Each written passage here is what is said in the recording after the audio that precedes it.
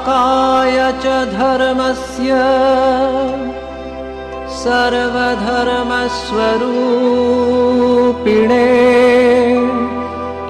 अवतारवरिष्ठाय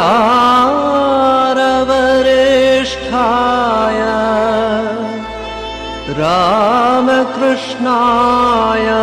ते नमः। ॐ नमः श्री भगवते रामकृष्णाय नमो नमः। ॐ नमः श्री भगवते रामकृष्णाय नमो नमः। ॐ नमः श्री भगवते रामकृष्णाय नमो नमः।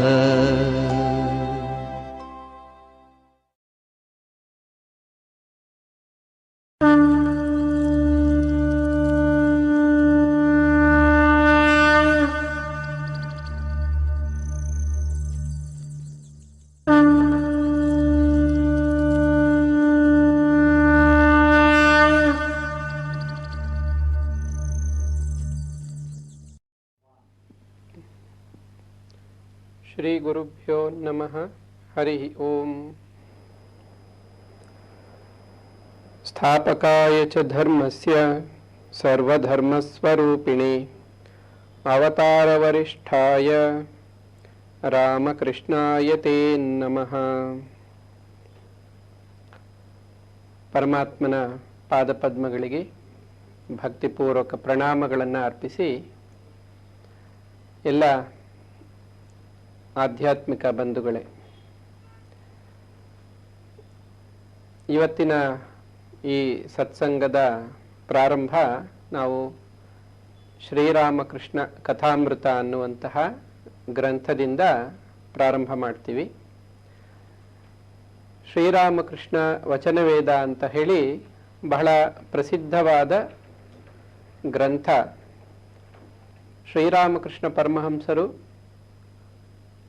ಆಧ್ಯಾತ್ಮಿಕ ವಿಚಾರಗಳನ್ನು ಬಹಳ ಸುಲಭವಾಗಿ ಜನಸಾಮಾನ್ಯರಿಗೂ ಮನಮುಟ್ಟುವಂತೆ ವಿವರಿಸಿ ಹೇಳಿದ್ದಾರೆ. ಅಂತಹ ಈ ವಿಚಾರಗಳು ಹೆಚ್ಚು ಜನಕ್ಕೆ ತಲುಪಬೇಕು ಅನ್ನುವಂತಹ ಒಂದು ಪ್ರಯತ್ನ. ಈ ಸತ್ಸಂಗದಲ್ಲಿ ನಾವು ಶ್ರೀರಾಮಕೃಷ್ಣ ಪರಮಹಂಸರು ಅನೇಕ ಕಥೆಗಳನ್ನು ಹೇಳಿ ತನ್ಮೂಲಕ ಆಧ್ಯಾತ್ಮಿಕ ವಿಚಾರಗಳನ್ನು ನಮಗೆ ಸರಳವಾಗಿ ಅರ್ಥ ಆಗೋ ಹಾಗೆ ತಿಳಿಸ್ಕೊಟ್ಟಿದ್ದಾರೆ. ಈ ಆಧ್ಯಾತ್ಮಿಕ ವಿಚಾರಗಳು ಯಾರಿಗೆ ಅವಶ್ಯಕತೆ ಇದೆ? ಮೊದಲು ಇದನ್ನು ನಾವು ಗಮನಿಸೋಣ. ಅಧ್ಯಾತ್ಮ ಅಂದರೆ ಅಧಿ ಆತ್ಮ. ಆತ್ಮ ಅಂದರೆ ತಾನು ಅಂತ, ತನ್ನ ಬಗ್ಗೆ ತಾನು ಅರ್ಥ ಮಾಡಿಕೊಳ್ಳೋದೇ ಅಧ್ಯಾತ್ಮ. ಸಾಕಷ್ಟು ಜನರಿಗೆ ಈ ಅಧ್ಯಾತ್ಮ ಅನ್ನುವಂಥದ್ದು ಜನಸಾಮಾನ್ಯರಿಗೇನು ಅಗತ್ಯ ಇಲ್ಲ ಅನ್ನುವಂಥ ಒಂದು ಭಾವನೆ ಇರುತ್ತೆ. ಆದರೆ ಅಧ್ಯಾತ್ಮ ಜ್ಞಾನ ಇದ್ದಾಗ ನಮಗೆ ಜೀವನ ಅನ್ನುವಂಥದ್ದು ಬಹಳ ಸುಗಮ ಆಗುತ್ತೆ. ಸುಗಮ ಅಂದರೆ ಬಹಳ ಸುಲಭವಾಗಿ ನಮ್ಮ ಜೀವನ ನಡೆದುಕೊಂಡು ಹೋಗ್ತಾ ಇರುತ್ತೆ. ಹಾಗೆ ಸನ್ಮಾರ್ಗದಲ್ಲಿ ಸಾಗುತ್ತೆ. ನಾವು ಯಾವುದೇ ಕಾರಣಕ್ಕೂ ಹಾದಿ ತಪ್ಪಿ ಅಧರ್ಮದ ಕಡೆ ಹೋಗೋದಕ್ಕೆ ಅದು ಬಿಡೋದಿಲ್ಲ. ಇದಾದ ಮೇಲೆ ಮತ್ತೊಂದು ಲಾಭ ಏನು ಅಂದರೆ, ಈ ಜೀವನ ಮುಗಿಲೇಬೇಕು. ಪ್ರಾರಂಭ ಆಗಿರೋದು ಒಂದು ದಿನ ಅಂತ್ಯ ಆಗೇ ಆಗುತ್ತೆ. ನಾವು ಎಲ್ಲಿಗೆ ಹೋಗಿ ತಲುಪ್ತೀವಿ, ಈ ಜೀವನ ಯಾವ ಕಡೆ ಸಾಗ್ತಾ ಇದೆ, ಇದು ಕೂಡ ನಮಗೆ ಅರಿವಿರಬೇಕು. ಅಧ್ಯಾತ್ಮವನ್ನು ಅರ್ಥ ಮಾಡಿಕೊಂಡು ನಾವು ಧರ್ಮದ ಹಾದಿಯಲ್ಲಿ ಜೀವನವನ್ನು ಮಾಡ್ತಾ ಇದ್ರೆ ಖಂಡಿತವಾಗಿ ನಾವು ಭಗವಂತನ ಕಡೆಗೆ ಸಾಗ್ತೀವಿ. ಇದನ್ನೇ ಸದ್ಗತಿ ಅಂತ ಕರೀತಾರೆ. ಇದಕ್ಕೆ ನಮಗೆ ಮುಖ್ಯವಾಗಿ ಬೇಕಾಗಿರುವಂತಹ ಒಂದು ಅರ್ಹತೆ ಏನು ಅಂದಾಗ ಶ್ರೀರಾಮಕೃಷ್ಣರು ಹೇಳ್ತಾರೆ, ಭಗವಂತನಲ್ಲಿ ಪ್ರೀತಿ.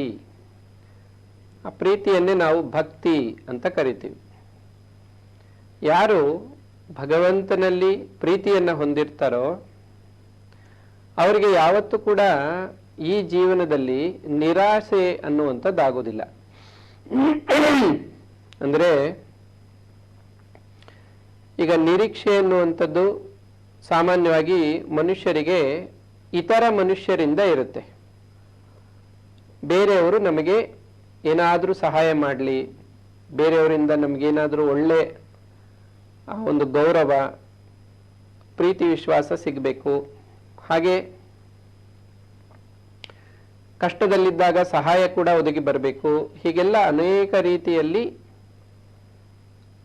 ನಿರೀಕ್ಷೆಗಳು ಇರುತ್ತೆ, ಎಕ್ಸ್ಪೆಕ್ಟೇಷನ್ಸ್ ಅಂತ ಕರಿತೀವಿ. ಆದರೆ ಬಹಳಷ್ಟು ಸಮಯಗಳಲ್ಲಿ ಇದು ಈ ನಿರೀಕ್ಷೆ ಎನ್ನುವಂಥದ್ದು ಸುಳ್ಳಾಗ್ಬಿಡುತ್ತೆ.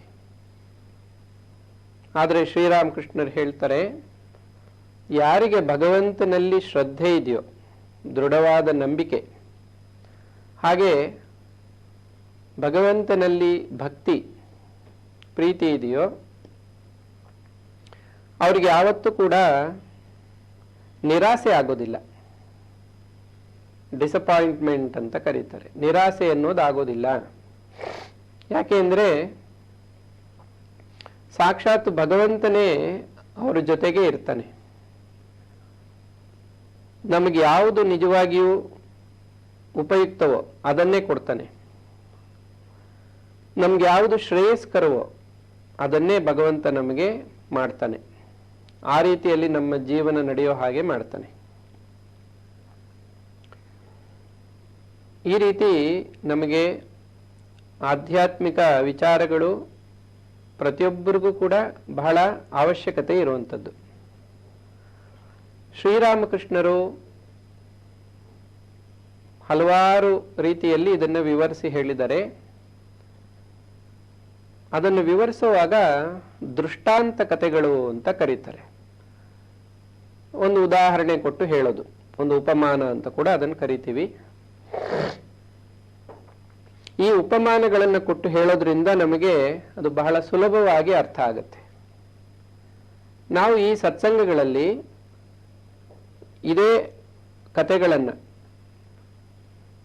ಅರ್ಥ ಆಗೋ ಹಾಗೆ ವಿವರಿಸಿ ಹೇಳಿದ್ದಾರೆ.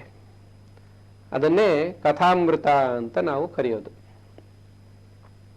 ಕಥಾ ಅಂದರೆ, ಕನ್ನಡದಲ್ಲಿ ಕಥೆ ಅಂದರೆ ಈ ರೀತಿಯಾದ ಅರ್ಥನೂ ಇದೆ.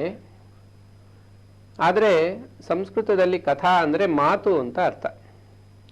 ಶ್ರೀರಾಮಕೃಷ್ಣರ ಅಮೃತೋಪಮವಾದ ಮಾತುಗಳು. ಈ ಮಾತುಗಳು ನಮ್ಮ ಹೃದಯಕ್ಕೆ ಬಹಳ ತಾಕುವಂತೆ, ಹೃದಯದಲ್ಲಿ ನೆಲೆಸುವಂತೆ ಇದೆ. ಯಾಕೆಂದರೆ ಅವರು ಕೊಟ್ಟಿರುವಂಥ ಉದಾಹರಣೆಗಳು ಅಷ್ಟು ಅದ್ಭುತವಾದ್ದು, ಸಾಮಾನ್ಯರಿಗೂ ಕೂಡ ಅರ್ಥವಾಗುತ್ತೆ. ಆ ರೀತಿಯಲ್ಲಿ ಸರಳವಾಗಿ ತಿಳಿಸಿಕೊಟ್ಟಿದ್ದಾರೆ. ನಾವು ಈ ಕಥೆಗಳಿಂದ ಬಹಳಷ್ಟು ಕಲಿಯುವಂಥದ್ದಿದೆ. ಈ ಸತ್ಸಂಗ ರಾಮಕೃಷ್ಣ ಕಥಾಮೃತ ಅನ್ನುವಂತಹ ಸತ್ಸಂಗದಲ್ಲಿ ನಾವು ಇಂಥ ಕಥೆಗಳನ್ನು ಒಂದೊಂದಾಗಿ ಗಮನಿಸ್ತಾ ಮುಂದುವರಿಯೋಣ. ಮೊದಲಿಗೆ ನಾವು ಭಕ್ತಿ ಅನ್ನುವಂತಹ ವಿಚಾರದಿಂದಲೇ ಪ್ರಾರಂಭ ಮಾಡ್ಬೋದು. ಯಾಕೆಂದರೆ ಶ್ರೀರಾಮಕೃಷ್ಣರು ಮತ್ತೆ ಮತ್ತೆ ಒತ್ತಿ ಹೇಳ್ತಾ ಇರುವಂಥ ವಿಚಾರ ಯಾವುದು ಅಂದರೆ, ವಿಷಯ ಭಗವಂತನಲ್ಲಿ ಭಕ್ತಿ.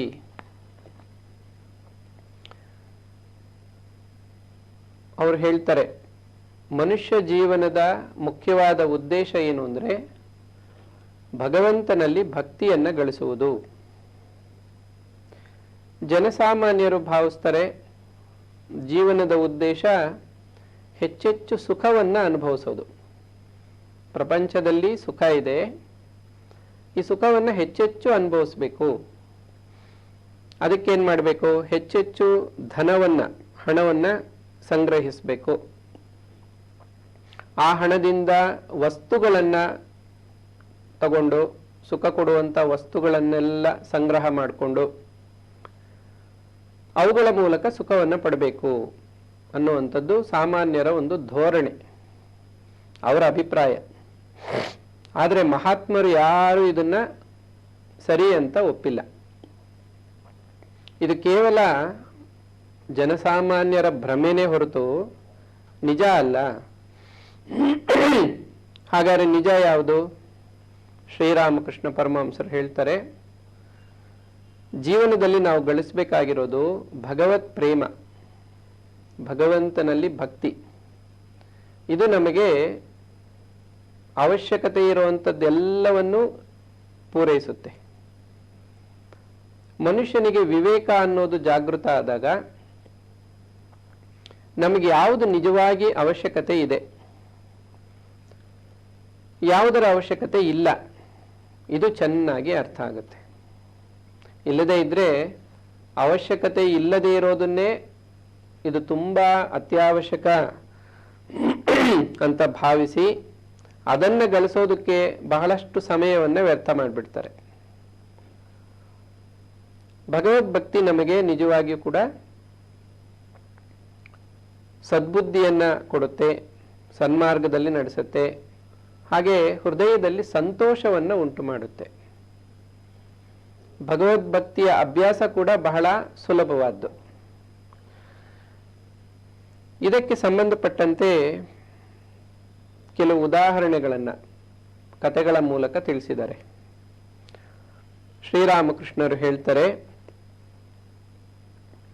ಭಗವಂತನಿಗೆ ನಾವು ನೀಡುವ ಶ್ರೇಷ್ಠ ವಸ್ತುವೇ ಪ್ರೀತಿ. ಭಗವಂತನಿಗೆ ನಾವು ಏನು ಕೊಡಬಹುದು? ಈಗ ನಾವೇನು ದೇವಸ್ಥಾನಗಳಲ್ಲಿ ಅಥವಾ ಮನೆಗಳಲ್ಲಿ ಮಠಗಳಲ್ಲೆಲ್ಲ ಪೂಜೆ ಅಂತ ನಾವು ಗಮನಿಸ್ತೀವೋ, ಪೂಜೆ ಅಂದರೆ ಭಗವಂತನ ಉಪಚಾರ, ಪಂಚೋಪಚಾರ, ದಶೋಪಚಾರ, ಷೋಡಶೋಪಚಾರ ಅಂತ ಹೇಳಿ ಬೇರೆ ಬೇರೆ ರೀತಿಯಲ್ಲಿ ಪೂಜೆಯನ್ನು ಮಾಡ್ತಾರೆ. ಇದರಲ್ಲಿ ಶ್ರೇಷ್ಠವಾದ ವಸ್ತುಗಳನ್ನು, ಗಂಧ ಪುಷ್ಪ ಧೂಪ ದೀಪ ನೈವೇದ್ಯ ಅಂತ, ಇದು ಪಂಚೋಪಚಾರ. ಇವುಗಳನ್ನು ಭಗವಂತನಿಗೆ ಸಮರ್ಪಣೆ ಮಾಡೋದೇ, ಭಕ್ತಿಯಿಂದ ಸಮರ್ಪಣೆ ಮಾಡೋದೇ ಪೂಜೆ ಅಂತ ಕರೆಯಲ್ಪಡುತ್ತೆ. ಆದರೆ ನಿಜವಾಗಿ ಭಗವಂತ ಇದನ್ನು ಸ್ವೀಕರಿಸ್ತಾ ಇದ್ದಾನ? ಹೇಗೆ ಗೊತ್ತಾಗುತ್ತೆ ನಮಗಿದು? ಅದಕ್ಕೆ ಒಂದು ಉದಾಹರಣೆ ಹೇಳ್ತಾ ಇದ್ದಾರೆ. ಒಂದು ಸಲ ಒಬ್ಬ ಶ್ರೀಮಂತನ ಆಳು ಭಯಭಕ್ತಿಯಿಂದ ಬಂದು ಒಡೆಯನ ಮನೆಯ ಒಂದು ಮೂಲೆಯಲ್ಲಿ ನಿಂತ. ಅವನು ತನ್ನ ಕೈಯಲ್ಲಿ ಏನೋ ಬಟ್ಟೆಯಿಂದ ಮುಚ್ಚಿಟ್ಟುಕೊಂಡಿದ್ದನು. ಆಗ ಶ್ರೀಮಂತ ಕೇಳ್ದ, ನಿನ್ನ ಕೈಯಲ್ಲಿ ಏನಿದೆ? ಏನೋ ಮುಚ್ಚಿಟ್ಕೊಂಡು ಬಟ್ಟೆಯಲ್ಲಿ ಇಟ್ಕೊಂಡು ಬಂದಿದ್ಯಲ್ಲ ಅಂತ ಕೇಳ್ತಾನೆ. ಆಗ ಆತ ಬಟ್ಟೆಯೊಳಗಿಂದ ಒಂದು ಸೀತಾಫಲದ ಹಣ್ಣನ್ನು ತೆಗೆದು ಯಜಮಾನನಿಗೆ ಬಹಳ ವಿಧೇಯತೆಯಿಂದ ಕೊಟ್ಟ. ಇದನ್ನು ಒಡೆಯ ಸ್ವೀಕರಿಸಿದರೆ ನಾನು ಕೃತಜ್ಞನಾಗುವೆನು ಎಂದು ಅವನ ಭಾವ. ಆತ ಅಲ್ಲೆಲ್ಲ ಒಂದು ಒಳ್ಳೆ ಹಣ್ಣನ್ನು ನೋಡಿದಾನೆ, ಬಹಳ ಚೆನ್ನಾಗಿದೆ ಇದು, ನನ್ನ ಯಜಮಾನನ ಕೊಟ್ರೆ ಅವನೆಷ್ಟು ಖುಷಿ ಪಡ್ತಾನೆ ಅಂತ ಆ ಹಣ್ಣನ್ನು ಜೋಪಾನವಾಗಿ ತಗೊಂಡು ಬಂದಿದ್ದಾನೆ. ಯಜಮಾನನು ಕೂಡ ಪಾಪ ಎಷ್ಟು ಪ್ರೀತಿಯಿಂದ ನನಗೆ ಕೊಡೋಕ್ಕೆ ತಂದಿದ್ದಾನಲ್ಲ ಅಂತ ಹೇಳಿ ಸಂತೋಷ ಆಯಿತು. ಅದೊಂದು ಅಲ್ಪ ವಸ್ತು ಆಗಿದ್ರೂ ಕೂಡ, ಅಷ್ಟು ದೊಡ್ಡ ಜಮೀನ್ದಾರ ಅಥವಾ ಶ್ರೀಮಂತನಿಗೆ ಒಂದು ಹಣ್ಣೇನು ದೊಡ್ಡ ವಿಚಾರ ಅಲ್ಲ. ಆದರೆ ಅವನು ನನ್ನ ಮೇಲೆ ಎಷ್ಟು ಪ್ರೀತಿಯಿಂದ ಅದನ್ನು ತನ್ನಲ್ಲ ಅಂತ ಹೇಳಿ ಅದನ್ನು ಅವನು ಸ್ವೀಕರಿಸಿದಂತೆ ಸಂತೋಷವಾಗಿ.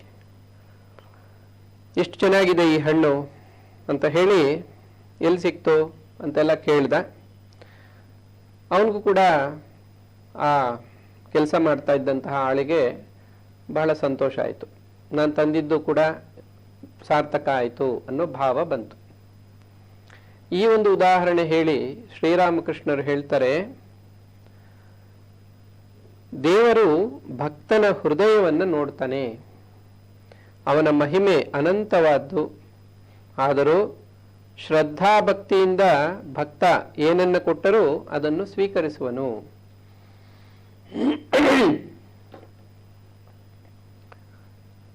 ಈಗ ಆ ಇಡೀ ತೋಟ ಎಲ್ಲ ಶ್ರೀಮಂತಂದೆ, ಅವಂದೇ ಅದು. ಆದ್ರೆ ಅದರಲ್ಲೊಂದು ಒಳ್ಳೆ ಹಣ್ಣನ್ನು ಹುಡುಕಿ ತಂದು ಕೊಟ್ಟಾಗ ಅವನಿಗೆ ಎಷ್ಟೋ ಖುಷಿ ಆಯಿತು. ಹಾಗೇನೆ ಇಡೀ ಜಗತ್ತು ಭಗವಂತಂದು. ಈ ಜಗತ್ತಲ್ಲಿ ಸೃಷ್ಟಿಯಾಗಿರೋ ಪ್ರತಿಯೊಂದು ವಸ್ತು ಪರಮಾತ್ಮನದೇ. ಈ ಜಗತ್ತಲ್ಲಿರುವಂತಹ ಒಳ್ಳೆಯ ವಸ್ತುಗಳನ್ನು ನಾವು ಹೂವು, ಗಂಧ, ಪರಿಮಳಯುಕ್ತವಾದ ವಸ್ತುಗಳನ್ನೆಲ್ಲ ನಾವು ಕೆಲವನ್ನ ಭಗವಂತನಿಗೆ ಸಮರ್ಪಣೆ ಮಾಡ್ತೀವಿ. ರುಚಿಯಾದ ಹಣ್ಣು, ಇತರ ಹಾಲು.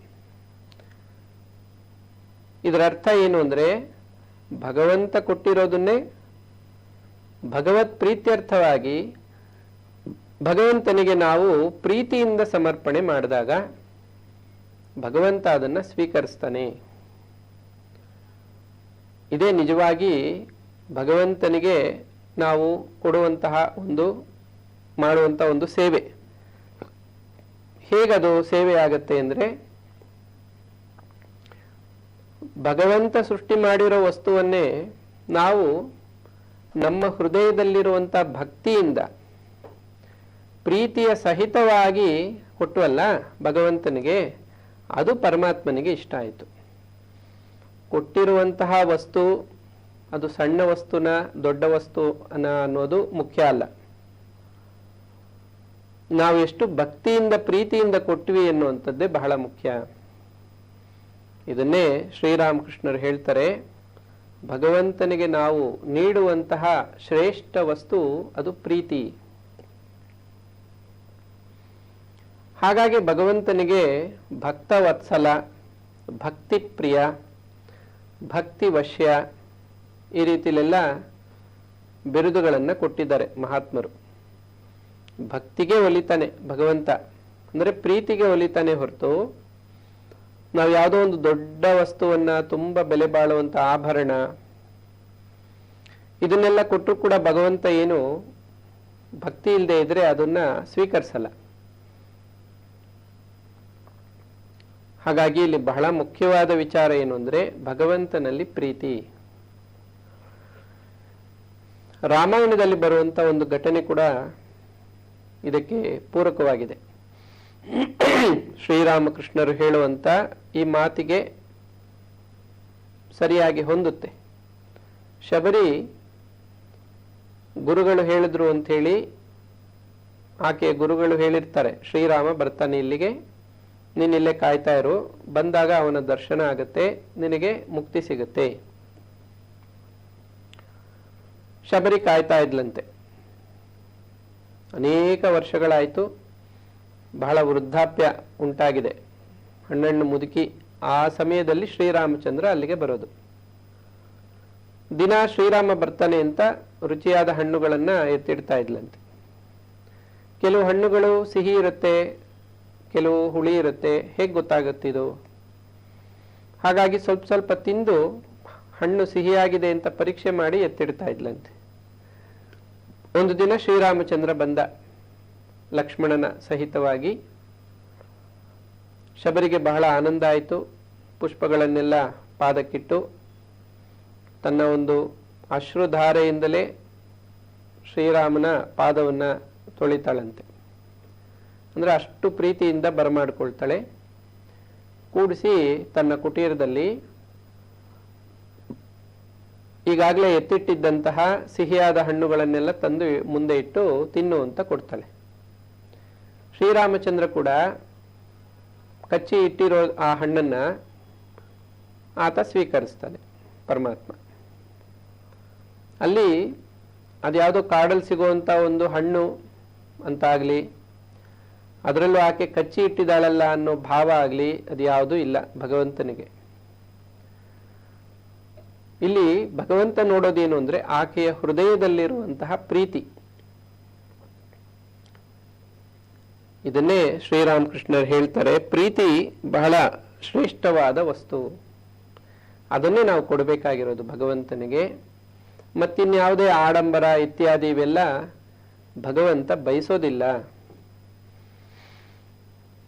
ಇದು ಅರ್ಥ ಆದಾಗ ನಮಗೆ ಬಹಳ ಅನುಕೂಲ ಆಗುತ್ತೆ. ಏನು ಅಂದರೆ, ಭಗವಂತ ಮೆಚ್ಕೊಳ್ಳಿ ಅಂತ ಬಹಳ ಶ್ರಮಪಟ್ಟು ತುಂಬ ಅಲಂಕಾರ ಮಾಡೋದು, ತುಂಬ ಹಣವನ್ನು ಖರ್ಚು ಮಾಡಿ ಆಡಂಬರದಿಂದ ವಿಜೃಂಭಣೆಯಿಂದ ಮಾಡೋ ಪ್ರಯತ್ನ ಎಲ್ಲ ಮಾಡ್ತಾ ಇರ್ತಾರೆ. ಅದೇನೋ ಸರಿ, ಭಗವಂತ ಮೆಚ್ಕೊಂಡ ಇದು ಬಹಳ ಮುಖ್ಯ. ಯಾಕೆಂದರೆ ಭಗವಂತ ಪ್ರಸನ್ನನಾದ್ರೇನೆ ಅನುಗ್ರಹ ಮಾಡ್ತಾನೆ. ಮನುಷ್ಯರು ಮೆಚ್ಕೊಂಡು ಅವ್ರು ಯಾವ ವರ ಕೊಡೋಕ್ಕಾಗತ್ತೆ? ಯಾವ ಸಂಕಟದಿಂದ ಮನುಷ್ಯರು ಪಾರು ಮಾಡೋಕ್ಕಾಗತ್ತೆ? ಅದೇನಿದ್ರು ಭಗವಂತನಿಂದಲೇ ಆಗಬೇಕು.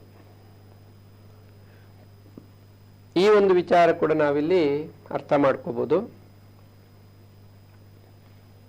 ಇನ್ನು ಮತ್ತೊಂದು ಉದಾಹರಣೆ ಶ್ರೀರಾಮಕೃಷ್ಣರು ಹೇಳ್ತಾರೆ.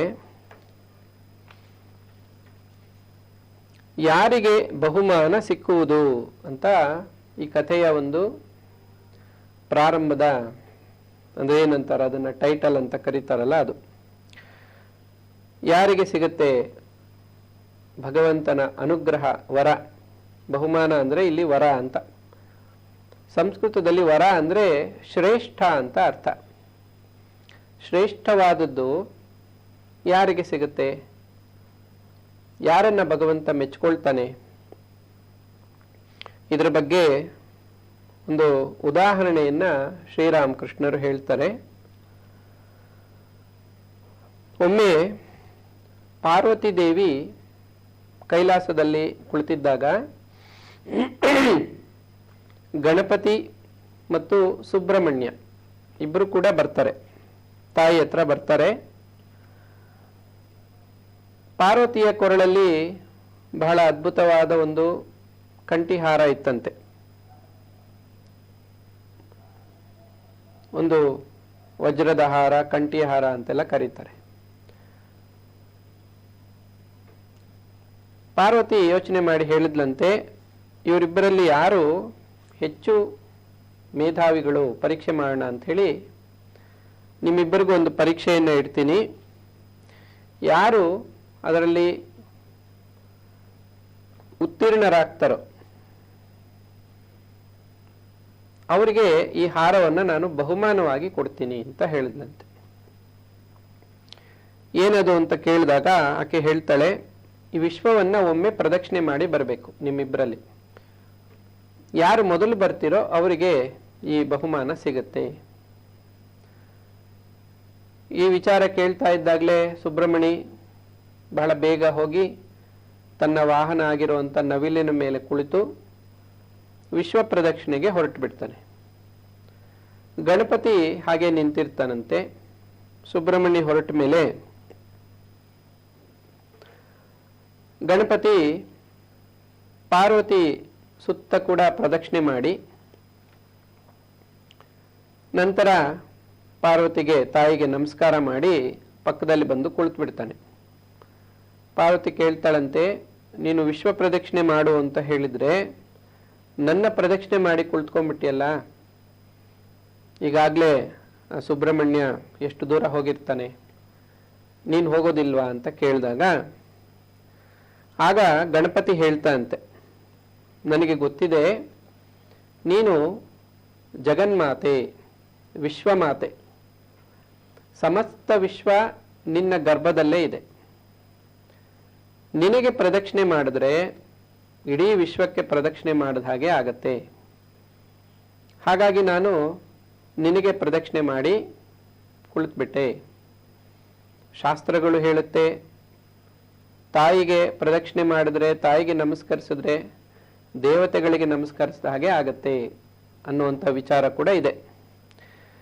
ಈ ವಿಚಾರವನ್ನ ಹೇಳಿದಾಗ ಪಾರ್ವತಿಗೆ ಬಹಳ ಸಂತೋಷ ಆಯ್ತಂತೆ.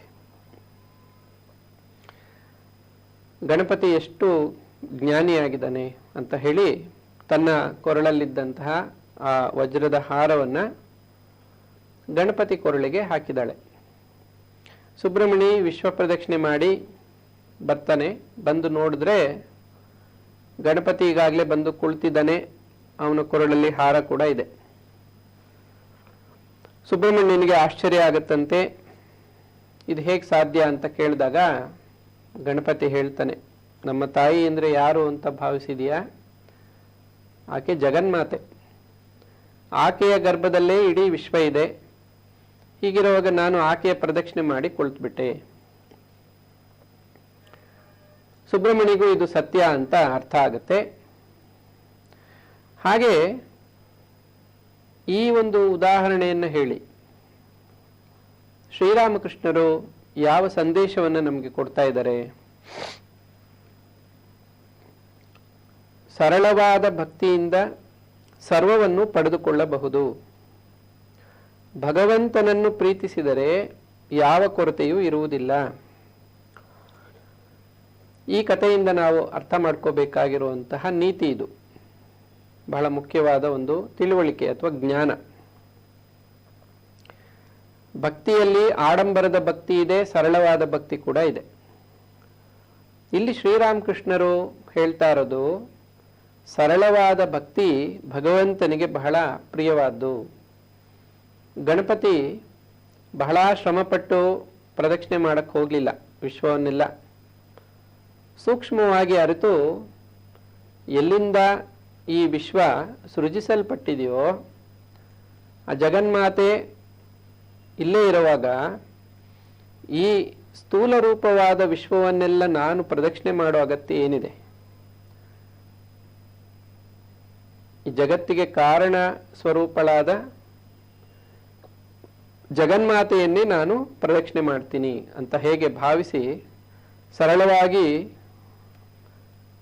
ತನ್ನ ತಾಯಿಯ ಪ್ರೀತಿಯನ್ನು ಸಂಪಾದನೆ ಮಾಡಿದ್ನೋ, ಆಕೆಗೆ ಸಂತೋಷವನ್ನು ಉಂಟು ಮಾಡಿದ್ನೋ, ಹಾಗೇನೆ ನಾವು ಕೂಡ ಸರಳವಾದ ಭಕ್ತಿಯಿಂದ ಭಗವಂತನನ್ನು ಒಲಿಸ್ಕೋಬಹುದು.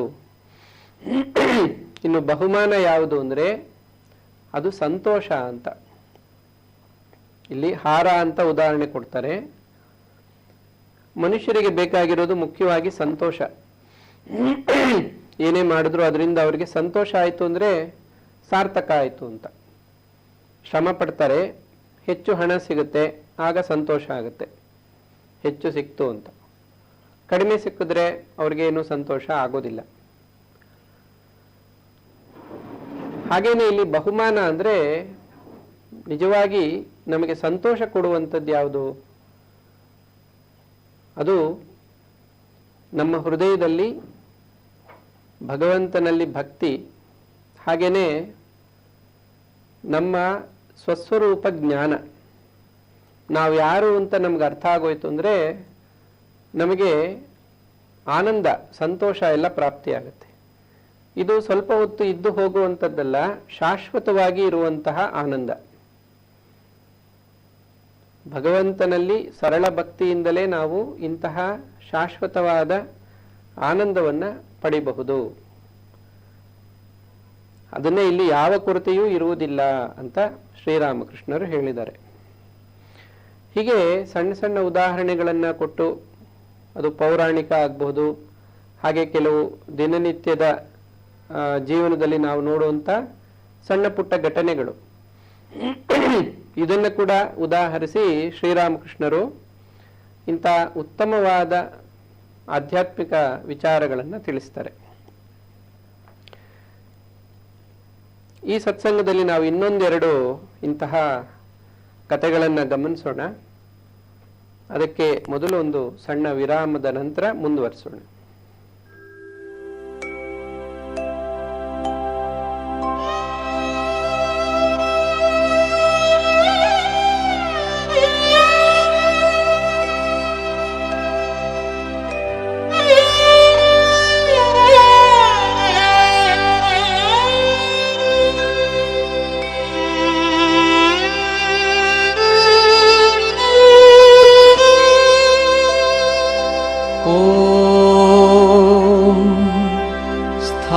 स्थापकाय च धर्मस्य सर्वधर्मस्वरूपिणे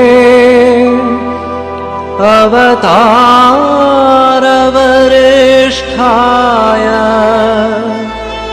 रामकृष्णाय ते नमः। ॐ नमः श्री भगवते रामकृष्णाय नमो नमः। ॐ नमः श्री भगवते रामकृष्णाय नमो नमः। ॐ नमः श्री भगवते रामकृष्णाय नमो नमः।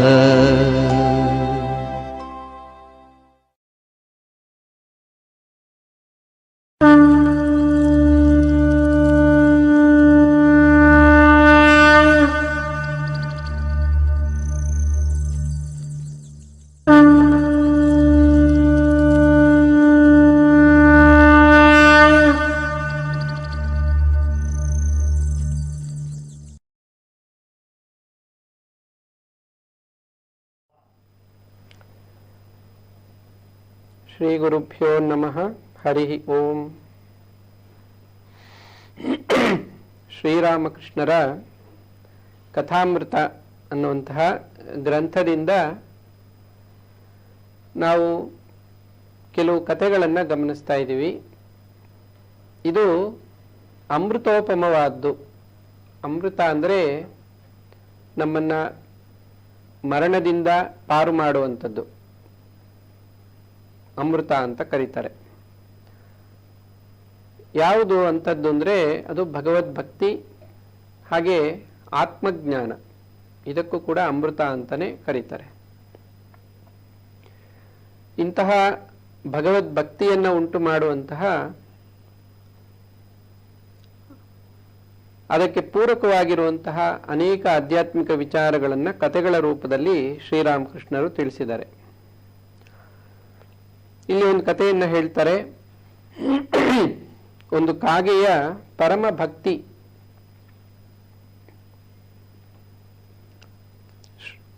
ಶ್ರೀರಾಮ ಲಕ್ಷ್ಮಣರು ಪಂಪಾ ಸರೋವರಕ್ಕೆ ಬಂದ್ರಂತೆ. ಅಲ್ಲಿ ಒಂದು ಕಾಗೆ ನೀರನ್ನು ಕುಡಿಯಲು ಬಹಳ ತವಕ ಪಡ್ತಾ ಇತ್ತು. ಆದರೆ ಸರೋವರದ ಅಂಚಿಗೆ ಬಂದು ನೀರನ್ನು ಕುಡಿದೆ ಪುನಃ ಅದು ಸ್ವಲ್ಪ ದೂರ ಹೋಗಿ ಮತ್ತೆ ಅಲ್ಲೇ ಬಂದು ಕುಳಿತುಕೊಳ್ತಾ ಇತ್ತು. ಲಕ್ಷ್ಮಣ ಇದನ್ನ ಗಮನಿಸ್ತಾ, ಯಾಕೆ ಆ ಕಾಗೆ ನೀರು ಕುಡಿದೆ ಮತ್ತೆ ಮತ್ತೆ ನೀರತ್ರ ಹೋಗುತ್ತೆ, ಈ ಕಡೆ ಬರ್ತಾ ಇದೆ, ಏನ್ ಕಾರಣ ಅಂತ ಕೇಳಿದ್ನಂತೆ. ಆಗ ಶ್ರೀರಾಮ ಹೇಳ್ತಾನೆ, ಆ ಕಾಗೆ ಭಗವಂತನ ಪರಮ ಭಕ್ತ. ಹಗಲು ರಾತ್ರಿ ಭಗವಂತನ ಜಪ ಮಾಡ್ತಾ ಇರುತ್ತದು ಕಾಗೆ. ಅದಕ್ಕೆ ಬಾಯಾರಿಕೆ ಏನೋ ಆಗಿದೆ ಈಗ. ಆದರೆ ನೀರನ್ನು ಕುಡಿಬೇಕಾದ್ರೆ ಎಲ್ಲಿ ಜಪ ನಿಂತೋಗುತ್ತೋ, ಒಂದೆರಡು ಕ್ಷಣ ಭಗವಂತನ ವಿಸ್ಮರಣೆ ಆಗ್ಬಿಡುತ್ತೋ ಅನ್ನುವಂತಹ ಭಯ ಅಂತೆ ಅದಕ್ಕೆ. ಹಾಗಾಗಬಾರ್ದು, ನಿರಂತರವಾಗಿ ಭಗವಂತನ ಸ್ಮರಣೆ ಆಗ್ತಾ ಇರಬೇಕು. ಹಾಗಾಗಿ ಅದು ಆಗಾಗ ನೀರು ಕುಡಿಯೋದಕ್ಕೆ ಹಿಂಜರಿತಾ ಇದೆ ಅಂತ ಶ್ರೀರಾಮಚಂದ್ರ ಹೇಳ್ತಾನೆ. ಇದೊಂದು ಸಣ್ಣ ಉದಾಹರಣೆ. ಇದರಲ್ಲಿ ಏನ್ ಹೇಳ್ತಾ ಇದ್ದಾರೆ ಶ್ರೀರಾಮಕೃಷ್ಣರು ಅಂದ್ರೆ, ಪರಮ ಭಕ್ತರೇನಿರ್ತಾರೋ, ಭಗವಂತನ ಉತ್ತಮ ಭಕ್ತರು, ಅವರಿಗೆ ಭಗವಂತನ ಸ್ಮರಣೆ ಮಾಡೋದೇ ಬಹಳ ಸಂತೋಷದ ವಿಚಾರ. ಅದರಲ್ಲೇ ಅವರು ಸುಖವನ್ನು ಕಾಣ್ತಾರೆ. ಭಗವನ್ನಾಮ ಅನ್ನೋದು ಅಮೃತಕ್ಕೆ ಸಮ. ಇನ್ನು ಹೇಳಬೇಕು ಅಂದರೆ ಅದನ್ನು ನಾಮಾಮೃತ ಅಂತಾನೆ ಕರೀತಾರೆ. ಇದು ಸಾಮಾನ್ಯರಿಗೆ ಅರ್ಥ ಆಗಲ್ಲ ಇಂತಹ ಒಂದು ವಿಚಾರ. ಏನು ಭಗವಂತನ ನಾಮದಲ್ಲಿ ಅಂಥದ್ದೇನಿದೆ, ಯಾವಾಗಲೂ ಅದನ್ನೇ ಜಪ ಮಾಡ್ತಿರ್ತಾರಲ್ಲ ಈ ಭಕ್ತರು ಅಂತ ತಿಳ್ಕೊಳ್ತಾರೆ ಅಥವಾ ಭಾವಿಸ್ತಾರೆ. ಆದರೆ ಭಗವಂತನ ನಾಮ ಸಾಮಾನ್ಯವಾದ ಒಂದು ಶಬ್ದ ಅಲ್ಲ. ಅದರಲ್ಲಿ ಬಹಳ ಮಹಿಮೆ ಇದೆ. ಕೇವಲ ಭಗವನ್ನಾಮ ಸ್ಮರಣೆಯಿಂದಲೇ ಎಲ್ಲ ದುಃಖಗಳಿಂದ ಮುಕ್ತರಾದವರು ಅನೇಕ ಮಂದಿ ಇತಿಹಾಸದಲ್ಲಿ ನಮಗೆ ಸಿಗ್ತಾರೆ. ಇವತ್ತಿಗೂ ಕೂಡ ಬಹಳಷ್ಟು ಮಂದಿ ಭಗವನ್ನಾಮ ಜಪವನ್ನೇ ಆಶ್ರಯಿಸಿಕೊಂಡು ಜೀವನ ಮಾಡ್ತಾ ಇದ್ದಾರೆ. ಇಂಥ ಭಕ್ತರು ಏನ್ ಮಾಡ್ತಾರೆ ಅಂದ್ರೆ, ನಿರಂತರವಾಗಿ ಭಗವಂತನ ನಾಮಸ್ಮರಣೆ ಆಗೋ ಹಾಗೆ ಪ್ರಯತ್ನ ಮಾಡ್ತಾ ಇರ್ತಾರೆ. ಆದರೆ ಶರೀರ ಅಂತ ಒಂದಿದೆ, ಅದರ ಒಂದು ನಿತ್ಯ ಕರ್ಮಗಳನ್ನ ಬಿಡಕ್ಕಾಗಲ್ಲ. ನಿದ್ರೆ, ಸ್ನಾನ, ಆಹಾರ ಇತ್ಯಾದಿ. ಆ ಸಮಯದಲ್ಲಿ ಕೆಲವು ನಿಮಿಷಗಳು ಭಗವನ್ ನಾಮಸ್ಮರಣೆ ಮರ್ತೋಗುತ್ತೆ. ಆಗ ಅವರಿಗೆ ಬಹಳ ಬೇಸರ ಆಗುತ್ತಂತೆ. ಅಯ್ಯೋ, ಈ ಸಮಯದಲ್ಲಿ ಸ್ವಲ್ಪ ಹೊತ್ತು ಭಗವಂತನ ನಾಮಸ್ಮರಣೆ ತಪ್ಪಿ ಹೋಯ್ತಲ್ಲ ಅಂತ. ಇದನ್ನ ಪರಮ ಭಕ್ತಿ ಅಂತ ಶ್ರೀರಾಮಕೃಷ್ಣರು ಕರೀತಾರೆ. ಇನ್ನೊಂದು ವಿಚಾರ ಏನು ಅಂದ್ರೆ, ಜೀವನದಲ್ಲಿ ಏನೆಲ್ಲ ಗಳಿಸ್ಲಿ, ಹೇಗೇಗೋ ಕಾಲವನ್ನ ಕಳೀತಾ ಇರ್ತಾರೆ ಜನಸಾಮಾನ್ಯರು. ಆದರೆ ಪ್ರಾಣ ಪ್ರಯಾಣ ಕಾಲದಲ್ಲಿ ನಾವು ಶರೀರವನ್ನ ಬಿಟ್ಟು ಹೋಗ್ಬೇಕಾದ್ರೆ ನಾವಿಷ್ಟೆಲ್ಲ ಶ್ರಮಪಟ್ಟು ಗಳಿಸಿರುವಂತ ಯಾವುದು ಕೂಡ ಆವಾಗ ಉಪಯೋಗಕ್ಕೆ ಬರೋದಿಲ್ಲ. ಅವ್ರು ಯಾರೇ ಆಗ್ಲಿ, ಪ್ರಾಣ ಹೋಗ್ಬೇಕಾದ್ರೆ ಶರೀರದಿಂದ ಅದನ್ನ ಪ್ರಾಣ ಸಂಕಟ ಅಂತ ಕರೀತಾರೆ. ಆ ಸಮಯದಲ್ಲಿ ಪುರಾಣದಲ್ಲಿ ಹೇಳುತ್ತೆ, 100 ಚೇಳುಗಳು ಒಟ್ಟಿಗೆ ಕುಟುಕಿದ್ರೆ ಏನು ವೇದನೆ ಆಗುತ್ತೋ, ಸಂಕಟ ಅಷ್ಟು ವೇದನೆ ಆಗುತ್ತಂತೆ ಜೀವಕ್ಕೆ. ಶರೀರದಿಂದ ಯಮಭಟರು ಪ್ರಾಣವನ್ನ ಅಥವಾ ಜೀವಾತ್ಮವನ್ನು ಹೊರಗಡೆ ಎಳಿಬೇಕಾದ್ರೆ ಅದನ್ನೇ ಮರಣ ಸಂಕಟ, ಪ್ರಾಣ ಸಂಕಟ ಅಂತ ಕರೀತಾರೆ. ಹೀಗಾಗಿ ಇಂಥ ಸಂಕಟವನ್ನ ನಾವು ಪಾರು ಮಾಡಬೇಕಾದ್ರೆ ಏನ್ ಮಾಡಬೇಕು? ಅದಕ್ಕೆ ಮಹಾತ್ಮರು ಹೇಳ್ತಾರೆ, ಭಗವನ್ನಾಮ ಸ್ಮರಣೆಯನ್ನು ಮಾಡಬೇಕು. ಈ ಭಗವನ್ನಾಮ ಸ್ಮರಣೆಯನ್ನು ಮಾಡ್ತಾ ಮಾಡ್ತಾ ಅದು ನಮಗೆ ಚೆನ್ನಾಗಿ ಮನಸ್ಸಿಗೆ ಅಭ್ಯಾಸ ಆಗ್ಬಿಡುತ್ತೆ. ನಮ್ಮ ಸುಪ್ತ ಮನಸ್ಸಿನಲ್ಲಿ ಅದು ನಿಂತು ಬಿಡುತ್ತೆ. ಪ್ರಾಣ ಪ್ರಯಾಣ ಕಾಲದಲ್ಲಿ, ಪ್ರಾಣ ಬಿಡುವಾಗ ಕೂಡ ಭಗವಂತನ ನಾಮ ನಮಗೆ ಸುಲಭವಾಗಿ ಸ್ಮರಣೆಗೆ ಬರುತ್ತೆ. ಭಗವದ್ಗೀತೆಯಲ್ಲಿ ಪರಮಾತ್ಮ ಇದನ್ನೇ ಹೇಳೋದು, ಪ್ರಾಣ ಪ್ರಯಾಣ ಕಾಲೇ ಸ್ಮರನ್ ಮುಕ್ತ ಕಲೇವರಂ. ಕಳೇಬರ ಅಂದ್ರೆ ಈ ಶರೀರವನ್ನು ಬಿಟ್ಟು ಹೋಗ್ಬೇಕಾದ್ರೆ ಯಾರು ನನ್ನ ಸ್ಮರಣೆಯನ್ನು ಮಾಡ್ತಾರೋ ಅವ್ರಿಗೆ ನನ್ನ ಸಾನ್ನಿಧ್ಯ ಪ್ರಾಪ್ತಿಯಾಗುತ್ತೆ. ಅದು ಹೇಗೆ ಮಾಡ್ಬೋದು ಸ್ಮರಣೆ ಅಂದ್ರೆ, ಭಗವಂತನ ನಾಮವನ್ನ ಸ್ಮರಣೆ ಮಾಡೋದ್ರ ಮೂಲಕ ಭಗವಂತನ ಸ್ಮರಣೆ ಆಗತ್ತೆ. ಈ ಕಾಗೆಯ ಕತೆ ಕೂಡ ಅದೇ ಹೇಳುತ್ತೆ. ನಿರಂತರವಾಗಿ ಭಗವನ್ ನಾಮದ ಸ್ಮರಣೆ ಮಾಡ್ತಾ ಇರುವಂತಹ ಭಕ್ತ ಸ್ವಲ್ಪ ಕಾಲ ಕೂಡ ಭಗವಂತನನ್ನ ಮರೆಯೋದಕ್ಕೆ ಇಷ್ಟಪಡಲ್ಲ. ಇದನ್ನ ಶ್ರೀರಾಮಕೃಷ್ಣರು ಇಲ್ಲಿ ತಿಳಿಸಿ ಹೇಳ್ತಾ ಇದ್ದಾರೆ.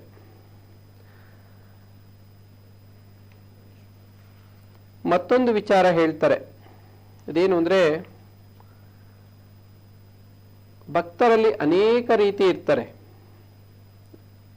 ಬಹಳ ವಿಧ ವಿಧವಾದ ಭಕ್ತರು. ಒಂದು ರೀತಿ ಹೇಳಬೇಕು ಅಂದ್ರೆ ಬಹಳ ವಿಚಿತ್ರವಾದ ಭಕ್ತರು ಅಂತ ಕೂಡ ಹೇಳ್ಬೋದು. ಅದು ಕೂಡ ಒಂದು ವಿಧವಾಗಿ ಭಗವಂತನಿಗೆ ಪ್ರಿಯವೇ. ಅನೇಕ ತರದ ಭಕ್ತರು ಇದ್ದಾರೆ ಅಂತ. ಯಾಕೆಂದ್ರೆ ಅವರ ಅಂತರಂಗವನ್ನ ಭಗವಂತ ನೋಡ್ತಾನೆ. ಅವರು ಹೊರಗಡೆ ಹೇಗೆ ನಡ್ಕೊಳ್ತಾರೆ, ಅವ್ರು ಯಾವ ಒಂದು ವಿಧಾನದಿಂದ ಜೀವನ ಮಾಡ್ತಾ ಇದ್ದಾರೆ, ಅವರ ಸ್ಥಿತಿಗತಿ ಏನು ಅಂತ ನೋಡೋದಿಲ್ಲ. ಅವರ ಅಂತರಂಗ ಏನು ಅಂತ ನೋಡ್ತಾನೆ ಪರಮಾತ್ಮ. ಅದಕ್ಕೆ ಭಾವಗ್ರಾಹಿ ಜನಾರ್ದನ ಅಂತ ಶಾಸ್ತ್ರ ಹೇಳುತ್ತೆ. ಅದಕ್ಕೆ ಸಂಬಂಧಪಟ್ಟಂತೆ ಒಂದು ಕಥೆಯನ್ನ ಶ್ರೀರಾಮಕೃಷ್ಣರು ಹೇಳ್ತಾರೆ. 3 ಜನ ಸ್ನೇಹಿತರು ಮತ್ತು ಹುಲಿ ಅಂತ. ಒಮ್ಮೆ 3 ಜನ ಸ್ನೇಹಿತರು ಕಾಡಿನ ಮೂಲಕ ಹೋಗ್ತಾ ಇದ್ರಂತೆ. ಆಗ ಒಂದು ಹುಲಿ ಇದ್ದಕ್ಕಿದ್ದಂತೆ ಅಲ್ಲಿಗೆ ಬಂದ್ಬಿಡ್ತು. ಅದರಲ್ಲಿ ಮೊದಲನೇವನು ಹೇಳ್ದ, ದೂರದಿಂದಲೇ ನೋಡಿದ್ದಾರೆ ಹುಲಿನ. ಓ, ಈಗ ಬಹಳ ಕಷ್ಟ, ಏನು ಮಾಡೋದು ಅಂತ ಹೇಳಿ ಹೆದರ್ಕೊಳ್ತಾ ಇದ್ನಂತೆ. ಮುಗೀತು ನಮ್ಮ ಕತೆ ಅಂತ ಹೇಳಿದ್ನಂತವನು ಮೊದಲನೇವನು. ಎರಡನೇವನು ಹೇಳಿದ್ನಂತೆ, ಯಾಕೆ ಹೇಳ್ತೀಯ ಹಾಗೆ, ನಾವು ಭಗವಂತನನ್ನ ಪ್ರಾರ್ಥನೆ ಮಾಡೋಣ. ಭಗವಂತನ ಹೇಳಿದಾನಲ್ಲ, ನನ್ನನ್ನು ಪ್ರಾರ್ಥನೆ ಮಾಡಿದ್ರೆ ಕಷ್ಟದಲ್ಲಿರೋರನ್ನ ನಾನು ಕಾಪಾಡ್ತೀನಿ ಅಂತ. ನಾವು ಮೂವರು ಪ್ರಾರ್ಥನೆ ಮಾಡೋಣ ಅಂತ ಹೇಳಿದ್ನಂತೆ. ಮೂರನೇವನು ಹೇಳಿದ್ನಂತೆ, ಈ ಸಣ್ಣ ಪುಟ್ಟ ವಿಚಾರಕ್ಕೆಲ್ಲ ಭಗವಂತನಿಗೆ ಯಾಕೆ ತೊಂದರೆ ಕೊಡಬೇಕು? ಪಕ್ಕದಲ್ಲೇ ಮರ ಇದೆ ನೋಡಿ, ನಾವು ಮೂವರು ಕೂಡ ಮರ ಹತ್ತಿ ಮೇಲೆ ಕುತ್ಕೊಂಡ್ಬಿಡೋಣ. ಇಷ್ಟು ಸಣ್ಣ ವಿಚಾರಕ್ಕೆ ಭಗವಂತನನ್ನ ಕರಿಬೇಕಾ? ಭಗವಂತ ಅಲ್ಲಿಂದ ಬಂದು ನಮ್ಮನ್ನು ಕಾಪಾಡಬೇಕಾ?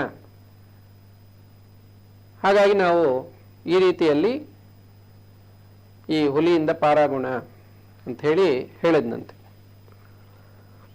ಸರಿ, ಮೂವರು ಮರ ಹತ್ತಿ ಕುಳಿತರು, ಹುಲಿ ಹೊರಟೋಯ್ತು ಅಂತ ಅರ್ಥ. ಈ ಕಥೆಯನ್ನು ಹೇಳಿ ಶ್ರೀರಾಮಕೃಷ್ಣರು ಯಾವ ಸಂದೇಶವನ್ನು ಕೊಡ್ತಾ ಇದ್ದಾರೆ? ಆಧ್ಯಾತ್ಮಿಕ ಸಂದೇಶ. ಇದೇನೋ ಬಹಳ ಪುಟ್ಟ ವಿಚಾರ. ಅವರೇನೋ ಮಾತನಾಡಿಕೊಂಡ್ರು, ಮರ ಹತ್ತಿ ಕುಳಿತರು, ಆಮೇಲೆ ಅವರಿಗೆ ಅದರಿಂದ ಕಷ್ಟದಿಂದ ಅವ್ರು ಪಾರಾದ್ರು ಅಂತ. ಶ್ರೀರಾಮಕೃಷ್ಣರು ಹೇಳ್ತಾರೆ, ಮೊದಲನೇವನಿದ್ನಲ್ಲ, ಓ ಹುಲಿ ಬಂತು ನಮ್ಮ ಕತೆ ಮುಗಿತಿನ್ನ ಅಂತ, ಅವನು ಭಗವಂತನಲ್ಲಿ ಶ್ರದ್ಧೆ ಇಲ್ಲದವನು. ಯಾಕೆಂದ್ರೆ ಯಾರು ಭಗವಂತನ ಭಕ್ತರೋ ಅವ್ರು ಯಾವತ್ತೂ ಕೂಡ ಕಷ್ಟದಲ್ಲಿ ಹೆದರ್ಕೊಳ್ಳಲ್ಲ. ಅಯ್ಯೋ ಏನಾಗ್ಬಿಡುತ್ತೋ ಅಂತ ಹೇಳಿ ಮೊದಲೇ ಆತಂಕ ಪಡ್ತಾರಲ್ಲ, ಅವರಿಗೆ ಭಗವಂತನಲ್ಲಿ ನಂಬಿಕೆ ಇಲ್ಲ, ಶ್ರದ್ಧೆ ಇಲ್ಲದವರು ಅಂತ ಅರ್ಥ. ಎರಡನೇವನಿದ್ದಾನೆ, ಅವನೇನು ಹೇಳ್ತಾನೆ, ನಾವು ಪ್ರಾರ್ಥನೆ ಮಾಡೋಣ. ಇವನು ಯಾರು ಅಂದ್ರೆ ಜ್ಞಾನಿ. ಖಂಡಿತವಾಗಿ ಭಗವಂತ ಪ್ರಾರ್ಥನೆ ಮಾಡಿದ್ರೆ ಎಂತೆಂಥವನ್ನು ಕಾಪಾಡಿದ್ದಾನೆ, ನಮ್ಮನ್ನು ಕೂಡ ಕಾಪಾಡ್ತಾನೆ. ಅದೇನೋ ಒಳ್ಳೆಯ ಆಲೋಚನೆನೇ. ಆದರೆ ಭಗವಂತ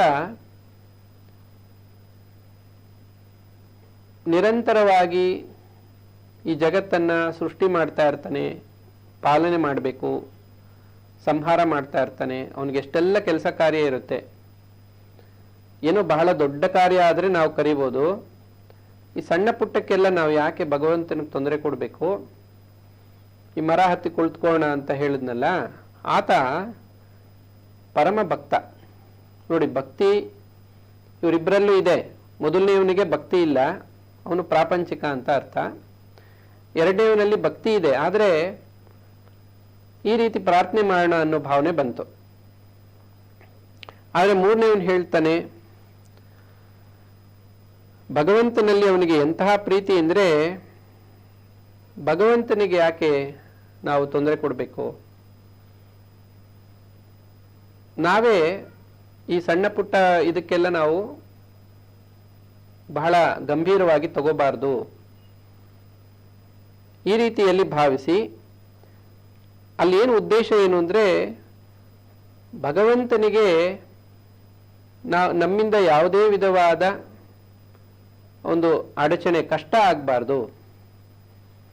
ಭಗವಂತ ಆರಾಮಾಗಿರ್ಬೇಕು, ವೈಕುಂಠದಲ್ಲಿ ಆನಂದವಾಗಿ ಮಲಗಿರ್ಬೇಕು ಅನ್ನೋ ಭಾವ. ಅದಕ್ಕೋಸ್ಕರ ಬರಬೇಕು, ನಮ್ಮನ್ನು ಕಾಪಾಡಬೇಕಾ ಅಂದರೆ ಪರಮಾತ್ಮನಲ್ಲಿ ಅಷ್ಟು ಪ್ರೀತಿ. ನಮಗೆ ಕಷ್ಟ ಆದರೂ ಪರವಾಗಿಲ್ಲ, ಅದಕ್ಕೆ ಯಾಕೆ ಭಗವಂತನಿಗೆ ತೊಂದರೆ ಕೊಡಬೇಕು? ಅಷ್ಟರ ಮಟ್ಟಿಗೆ ಅವನು ಭಗವಂತನನ್ನು ಪ್ರೀತಿಸ್ತಾ ಇದ್ದಾನಂತೆ. ನೋಡಿ, ಇದೊಂಥರ ವಿಚಿತ್ರವಾದ ಒಂದು ಭಕ್ತಿ ಅಥವಾ ವಿಶೇಷವಾದ ಭಕ್ತಿ ಅಂತ ಭಾವಿಸ್ಬೋದು. ಇಲ್ಲಿ ಗೋಪಿಕಾಸ್ತ್ರೀಯರ ಒಂದು ಉದಾಹರಣೆ ಕೂಡ ಬರುತ್ತೆ ಇದೇ ರೀತಿಯಲ್ಲಿ. ಇದು ಕೂಡ ಒಂದು ಕಡೆ ನಾವು ಈ ಆಧ್ಯಾತ್ಮಿಕ ಕಥೆಗಳಲ್ಲಿ ಒಂದು ಕಡೆ ಗಮನಿಸ್ತೀವಿ. ಇದಕ್ಕೆ ಪೂರಕವಾಗಿರುವಂಥ ಕಥೆ ಅದು. ಒಮ್ಮೆ ಕೃಷ್ಣ ಇದ್ದಕ್ಕಿದ್ದ ಹಾಗೆ ತಲೆನೋವು ಬಂತು ಅಂತ ಹೇಳ್ತಾನಂತೆ. ಆಗ ನಾರದರು ಅಲ್ಲಿ ಬಂದಿರ್ತಾರೆ. ರುಕ್ಮಿಣಿ, ಸತ್ಯಭಾಮಿ ಅವರಿಗೆಲ್ಲ ಬಹಳ ದುಃಖ ಆಗುತ್ತೆ. ಇದೇನು ಹೀಗಾಯ್ತಲ್ಲ, ಪರಮಾತ್ಮನಿಗೆ ತಲೆನೋವ, ಇದೇನು ಆಶ್ಚರ್ಯ ಅಂತ. ಇವ್ರಿಗೆ ಯಾರಿಗೂ ಗೊತ್ತಿಲ್ಲ ಪರಮಾತ್ಮ ಪರೀಕ್ಷೆ ಮಾಡಕ್ಕೆ ಈ ತರ ಮಾಡ್ತಾ ಇದ್ದಾನೆ ಅಂತ. ಆಗ ನಾರದರು ಕೇಳ್ತಾರಂತೆ, ಪರಮಾತ್ಮ ಈಗೇನ್ ಮಾಡ್ಬೇಕು ಈ ತಲೆನೋವು ವಾಸಿ ಆಗಕ್ಕೆ ನಿಂದು? ಆಗ ಪರಮಾತ್ಮ ಹೇಳ್ತಾನೆ, ಯಾರು ನನ್ನ ಪರಮ ಭಕ್ತರು ಅವರ ಪಾದ ಧೂಳಿಯನ್ನ ನನ್ನ ತಲೆಗೆ ಹಚ್ಚಿಬಿಟ್ರೆ ತಲೆನೋವು ವಾಸಿ ಆಗುತ್ತೆ.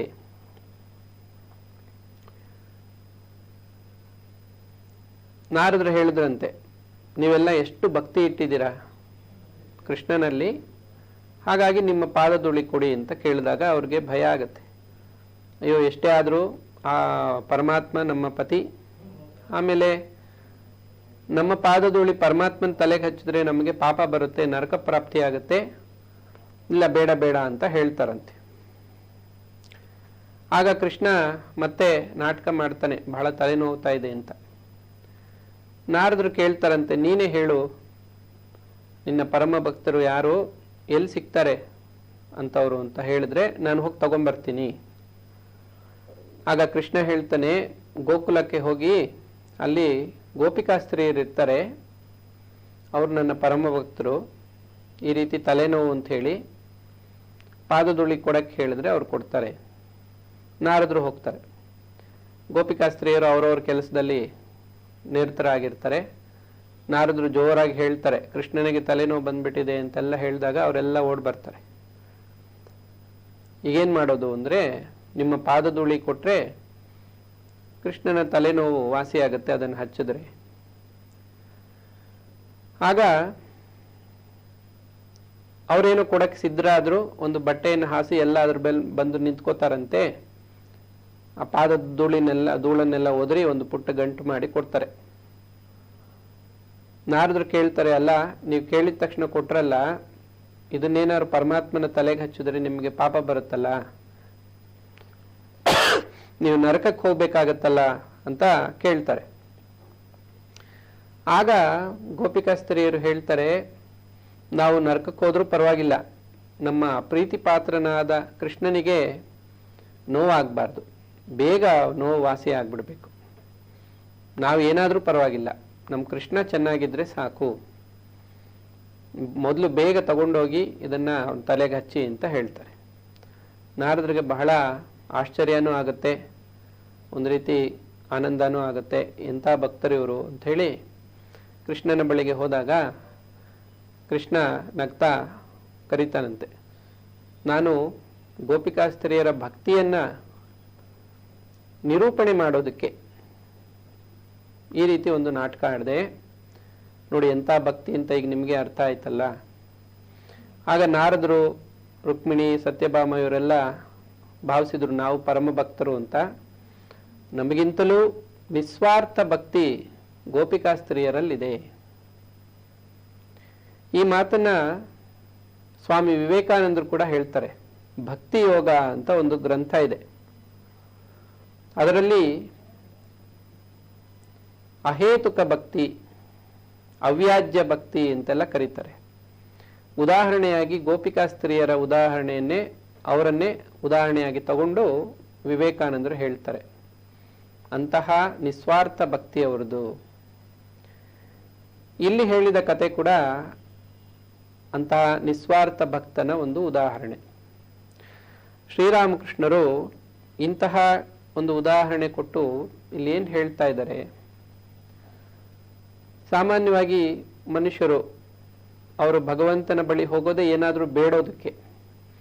ಭಗವಂತ ಏನಾದರೂ ನಮಗೆ ಕೊಡ್ತಾನೆ, ನಮ್ಗೆ ಒಳ್ಳೇದಾಗತ್ತೆ, ಸುಖ ಉಂಟಾಗತ್ತೆ, ಕಷ್ಟ ಕಳೆಯುತ್ತೆ,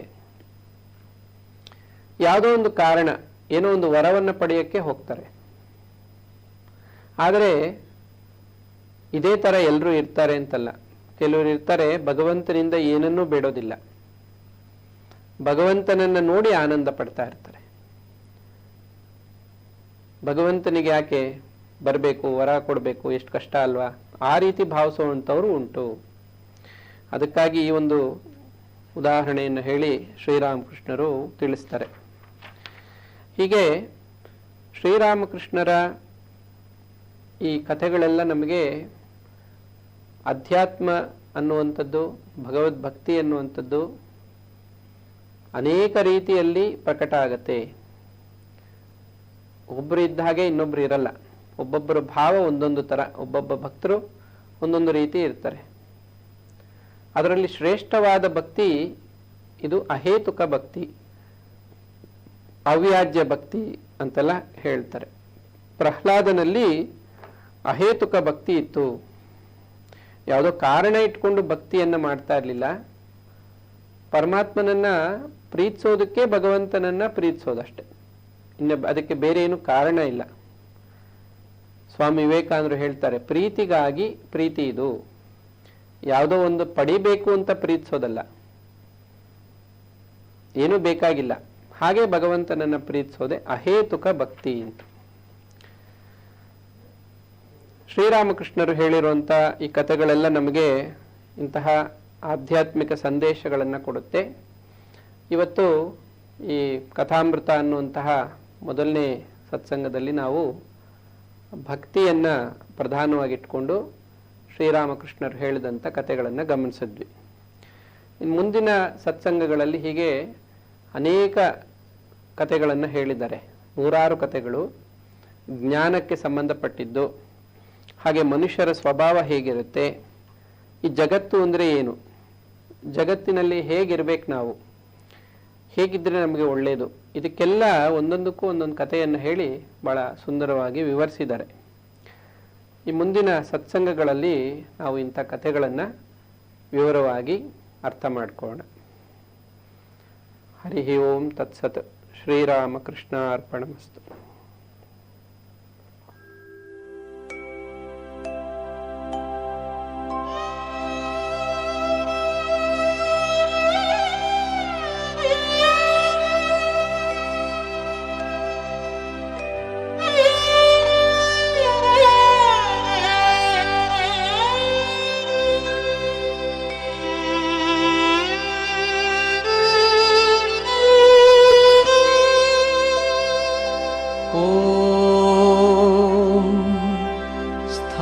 स्थापकाय च धर्मस्य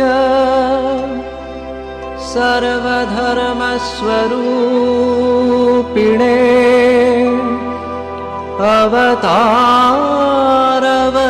अवतारवरिष्ठाय रामकृष्णाय ते नमः. ॐ नमः श्री भगवते रामकृष्णाय नमो नमः. ॐ नमः श्री भगवते रामकृष्णाय नमो नमः. ॐ नमः श्री भगवते रामकृष्णाय नमो